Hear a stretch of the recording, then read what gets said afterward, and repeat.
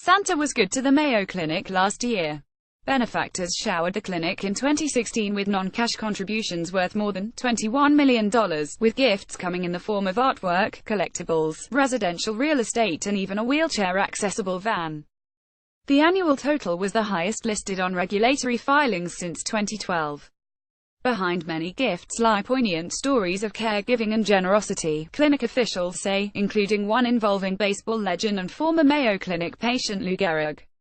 Many of our benefactors are patients, so they've received a first-person experience of having care here, said Matt Dacey, director of Heritage Hall, a Mayo Clinic museum that houses some of the historical artifacts that get donated to the clinic. I think they perceive that what we can offer them today came from somebody else, and they want to advance that. Most philanthropy comes in the form of cash at Mayo Clinic, which last year posted income of $475 million on $11 billion in revenue. But some donors opt to give items of value. Among Minnesota nonprofit groups, Mayo Clinic often has one of the more extensive lists of non-cash contributions when such gifts are disclosed in its annual filing with the IRS each November. In 2016, works of art donated to Mayo were sold at auction for $18,000. Donors gave the clinic $4.9 million worth of residential real estate, including 6 homes and 4 vacant lots that either have been sold or will be. Mayo received $13 million worth of publicly traded securities, and another $2.8 million in the form of other investments.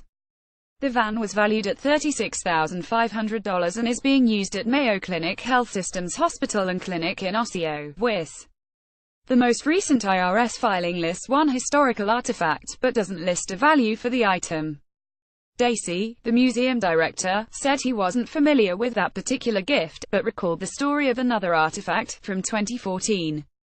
A Rochester man and his daughter gave the clinic a baseball that had been signed by Lou Gehrig, the legendary Yankees first baseman whose career was dramatically cut short by an illness called amyotrophic lateral sclerosis, or ALS. Gehrig was diagnosed with the ailment at Mayo Clinic in 1939, and the condition to this day is referred to as Lou Gehrig's disease. During his week-long evaluation in Rochester, Gehrig spent time giving batting clinics to teenagers who played on the local American Legion team, Dacey said. He befriended one of those teenagers, Bob Tierney, who asked Gehrig to sign his lucky baseball. Bob tells the story that he saw Mr. Gehrig cradle the baseball in his arm, because, of course, he had tremors at that point, he was frail. Dacey said. But he executed a perfect signature. Tierney kept the ball for 75 years, and sold it at the end of his life to a Rochester business executive. The man and his daughter opted to donate the baseball to Mayo Clinic in 2014, and it became the centerpiece of an exhibit at the clinic this year.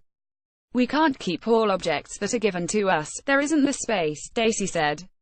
But in certain circumstances the object is so emblematic of our mission that we keep it as a point of education and inspiration.